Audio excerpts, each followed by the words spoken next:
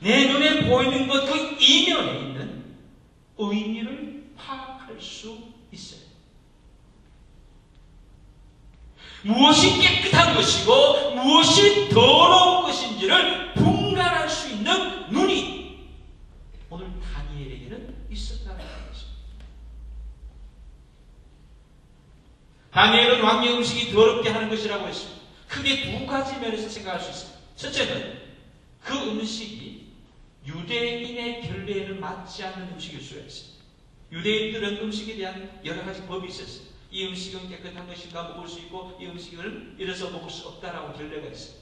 근데 바벨론의 음식은 그것에 맞지 않을 수가 있어요. 어쩌면 정해지지 않은 식물일 수도 있고 완전히 피를 다 뽑지 않은 동물의 고기일 수도 있어요. 그래서 다니엘이 먹지 않았을 수도 있어요. 두 번째는 뭐냐면 그 음식이 바벨론의 신 벨에게 제사 지내고 난 다음에 나온 제밥일 수 있어요. 어쨌든 다니엘은 뭐냐면 그 음식이 깨끗한 것인지 부정한 것인지를 분간할 수 있는 영적인 안목이 그에게 있었다라고 하는 것입니다. 여러분, 우리의 그런 영적인 안목이 있습니까? 이 세상을 볼 때 그런 관점에서 세상을 보십니까? 과연 이것이 무엇이 깨끗한 것이고 무엇이 부정한 것인지, 무엇을 택할 수 있고 무엇을 버려야 할 것인지 관심을 가지고 그렇게 보십니까? 그냥 화려한 것이 좋아서 보기 좋은 것이 기왕이면 다운시만 하고 보기 좋은 것이 좋다고 먹음직스러운 것이 좋다고 생각지도 않고 고민하지도 않고 마음대로 보이는 대로 취하지는 않습니까? 내 눈에 보이는 것이 최고인 줄 알고 높은 것이 최고인 줄 알고 큰 것이 최고인 줄 알고 강력한 것이 최고인 줄 알고 마음대로 그냥 이렇게 받아들이지는 않습니까? 다니엘은 그렇지 않았어요. 얼마나 보암직했겠어요? 얼마나 먹음직했겠어요? 자기 평생에 먹어보지도 못하고 이전에 보지도 못했던 그런 산의 진미일 수 있지 않겠어요? 왕의 진미라고 하니까 그런 음식을 보고서도 다니엘은요 그 자체가 아니라 그것에 담겨있는 의미를 파악하고자 애썼던 사람이 다니엘입니다.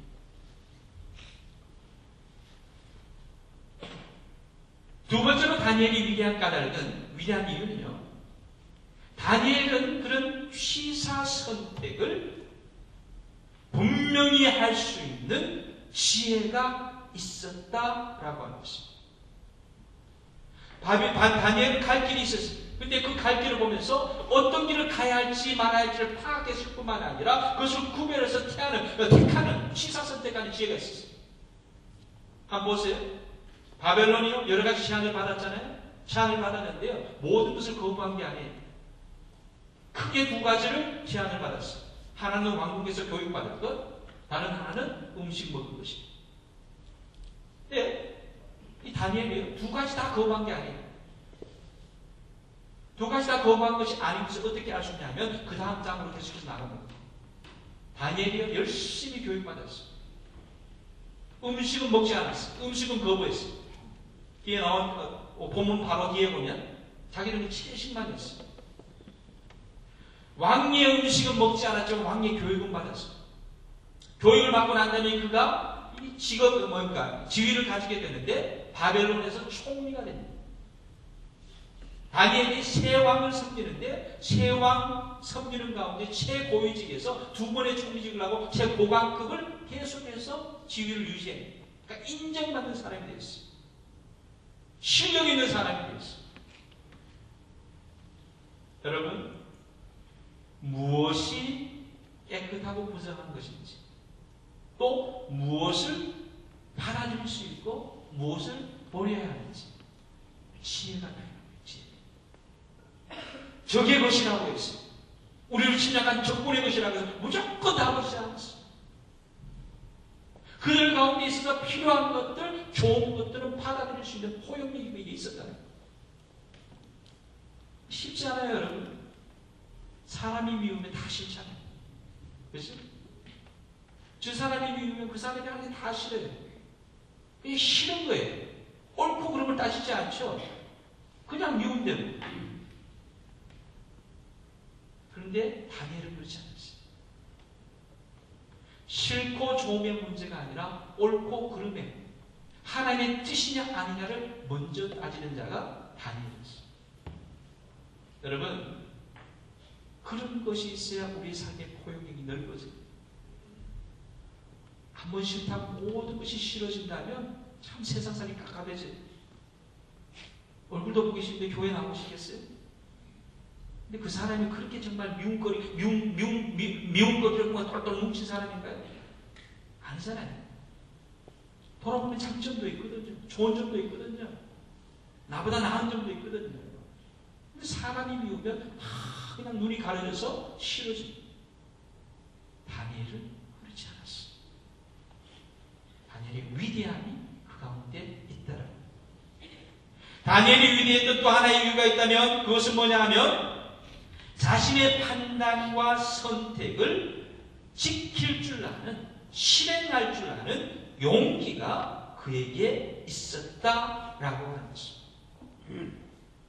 그에게 옳고 그름 깨끗하고 부정한 것이 판단되자마자 그가 한 행동이 있어요. 8절에 보면 왕의 음식과 그가 마시는 포도주로 자기를 더럽히지 아니하리라 하고 자기를 더럽히지 아니하도록 환관상에게 구하니 그랬습니다. 여러분, 한번 상상해 보세요. 이것이 쉬운 일이었겠어요? 포로입니다. 잡혀있는 겁니다. 자유가 없습니다. 선택권이 없어요. 그런데 그 명령을 받았는데도 불구하고 자기 마음에 맞지 않다고 바로 간 게 뭐예요? 환관장에게 가서 명령하는 보스에게 가서 이것은 아니지 않느냐 이렇게 말합니다. 쉽겠어요? 다니엘서 6장에 가면 더 엄청난 일이 벌어져요. 어떤 일이 벌어지냐 하면 다니엘이 나중에 총리가 되고 그 부상을 하니까 많이 시기를 받았어요.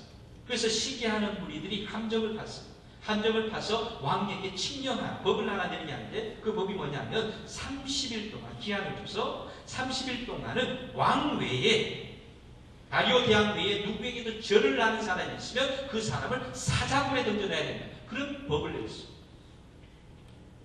근데 그 법을 내린 것을 보고도 이 다니엘이 한 행동이 있습니다. 우리 한번 6장 10절을 한번 찾아줄 수 있어요? 다니엘이 그런 칙령이 있는데 6장 10절 11절 찾으시면 다니엘이 그러한 칙령 가운데서 어떻게 행했는지 오늘 본문 다니엘서 6장 10절 11절을 한번 같이 읽었으면 좋겠습니다. 같이 한번 봅니다. 시작. 다니엘이 이 조서에 왕의 도장이 찍힌 것을 알고도 자기 집에 돌아가서는 윗방에 올라가 예루살렘으로 향한 창문을 열고 전에 하던 대로 하루 3번씩 무릎을 꿇고 기도하며 그의 하나님께 감사하더라. 11절 그 무리들이 모여서 다니엘이 자기 하나님 앞에 기도하며 간구하는 것을 발견하고 뭐예요? 지금 왕 외에 다른 사람에게 절하거나 다른 신에게 절하면 사자굴에 집어넣겠다는 칙령이 내린 거예요. 그런데 그 내린 것을 알고 있었어요. 다니엘이 그 조서를 봤어요. 조서에 보니까 왕의 도장이 꽉 찍혀 있었어요. 그래서 분명한 법이다. 분명히 알고 있었어요. 근데 그 법을 보고 한 게 뭐예요? 집에 돌아오자마자 한 게 뭐예요? 2층으로 올라갔어요. 2층에 올라가서 뭐 했어요? 골방에 숨어서 무릎을 꿇고 아무도 못 보게 깜깜하게 해놓고 거기서 무릎 꿇고 기도했다? 뭐예요?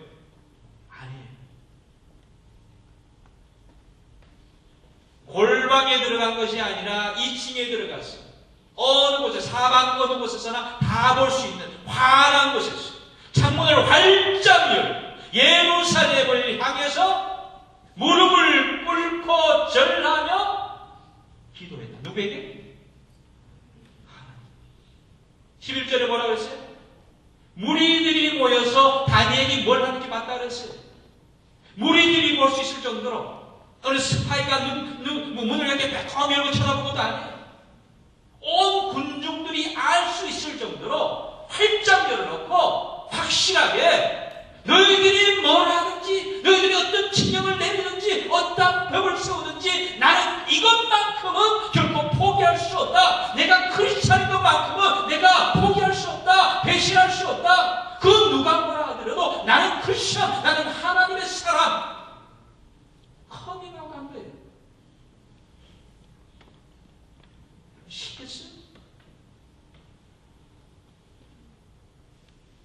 내 멘트 때문에 내가 크리스찬인 걸 포기하는 젊은이들 얼마나 많아요.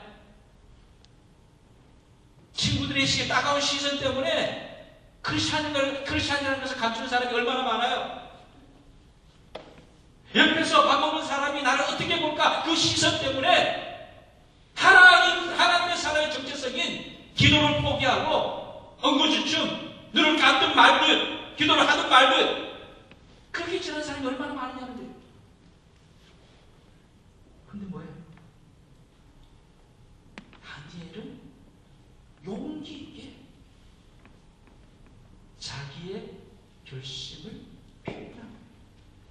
자기의 믿음을 표현한 거예요. 얼마나 위대한 사람, 얼마나 위대한 사람.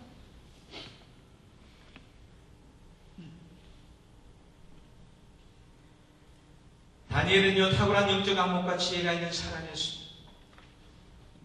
그렇게 똑똑한 사람일 뿐만 아니라 그 믿음을 어떤 상황에서도 지킬 줄 아는 용기가 있었던 사람입니다.